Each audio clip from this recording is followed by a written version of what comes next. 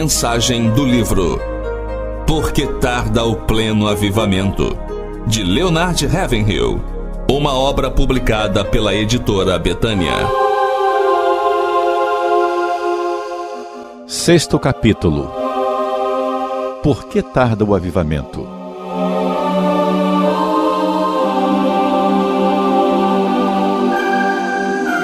Harnack definiu o cristianismo como algo muito simples e muito sublime: viver no tempo e na eternidade sob o olhar de Deus e com a ajuda dele. Ah, se os cristãos pudessem estar conscientes da eternidade!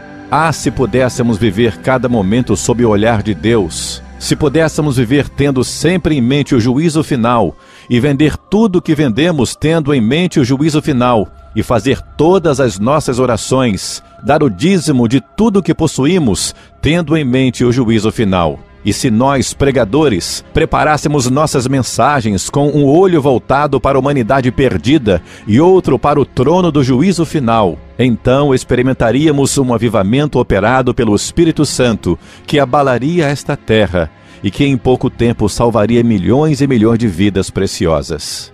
A baixa moralidade prevalente hoje em dia vem como as tentativas das diversas seitas e cultos de dominar o mundo deveriam deixar-nos alarmados. Todas essas coisas. Alguém já disse, e com muita razão, que existem apenas 3 tipos de pessoas no mundo hoje: os que têm medo, os que não conhecem a realidade o suficiente para chegar a ter medo e os que conhecem a Bíblia Sagrada. Sodoma, onde não havia Bíblia, nem pastores, nem folhetos, nem reuniões de oração, nem igrejas, pereceu. Como será que os Estados Unidos e a Inglaterra vão escapar da ira de Deus? Aqui temos milhões de Bíblias, centenas de milhares de igrejas, um sem número de pregadores. E quanto pecado! Os homens constroem nossos templos, mas não entram neles. Imprimem Bíblias, mas não as leem. Falam de Deus, mas não creem nele. Conversam a respeito de Cristo, mas não confiam nele para a sua salvação. Cantam nossos hinos, mas depois esquecem. Onde é que vamos parar com tudo isso? Em quase todos os seminários de estudos bíblicos, hoje a igreja atual é descrita nos termos da carta aos Efésios. Afirma-se que, apesar de toda a nossa carnalidade e pecado, estamos sentados com Cristo nos lugares celestiais. Que mentira! Somos Efésios, sim, mas da igreja de Éfeso, do Apocalipse. Aquela que abandonou o seu primeiro amor. Fazemos concessões ao pecado em vez de fazermos oposição a ele. E a nossa sociedade licenciosa, libertina, leviana, nunca se curvará diante dessa igreja fria, carnal, crítica. Paremos de ficar procurando desculpas para o nosso fracasso. A culpa pelo declínio da moralidade não é do cinema e da televisão. A culpa pela atual corrupção e depravação internacional é da igreja visível.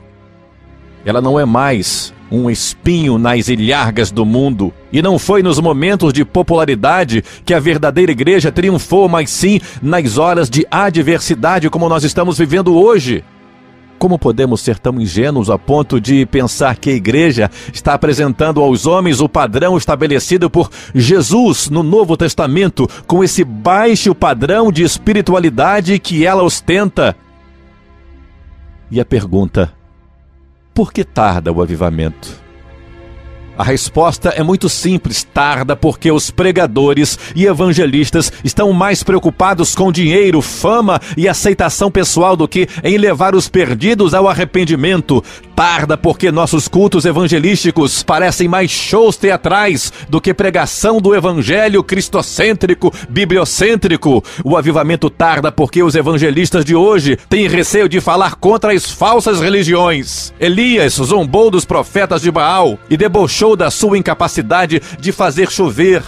Seria melhor que saíssemos à noite, como fez Gideão, e derrubássemos os poste-ídolos dos falsos deuses do que deixar de realizar a vontade do Senhor. As seitas anticristãs e as religiões ímpias desta nossa hora final constituem em um insulto contra o Deus vivo e verdadeiro. Será que ninguém fará soar o alarme? Ninguém tocará a trombeta? por que não protestamos? Se tivéssemos metade da importância que julgamos ter e 1/10 do poder que pensamos possuir, estaríamos recebendo um batismo de sangue tanto quanto recebemos de água e fogo. As portas das igrejas da Inglaterra se fecharam para John Wesley, e um de seus críticos disse que ele e seus tolos pregadores leigos, esses grupos de funileiros, garis, carroceiros e limpadores de chaminés, estão saindo por aí a envenenar a mente das pessoas. Que linguagem abusiva, mas Wesley não tinha medo nem de homens nem de demônios.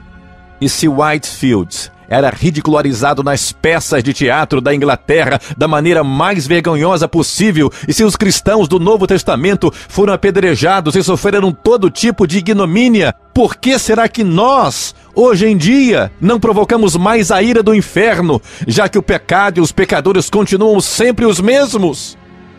Por que será que somos tão gelados e enfadonhos? É bem verdade que pode haver muito tumulto sem avivamento, mas à luz do ensino bíblico e da história da igreja, não podemos ter avivamento sem tumulto. Santo, bíblico, com arrependimento. O avivamento tarda porque não temos mais intensidade e fervor na oração. Não há tempo. Um famoso pregador, ao iniciar uma série de conferências, fez a seguinte declaração: vim para esta série de conferência com grande desejo de orar. Agora peço àqueles que gostariam de carregar junto comigo esse peso, que ergam uma das mãos e que ninguém seja hipócrita. Um bom número de pessoas levantou a mão, mas lá pelo meio da semana, quando alguns resolveram promover uma vigília, o grande pregador foi dormir. Que hipocrisia!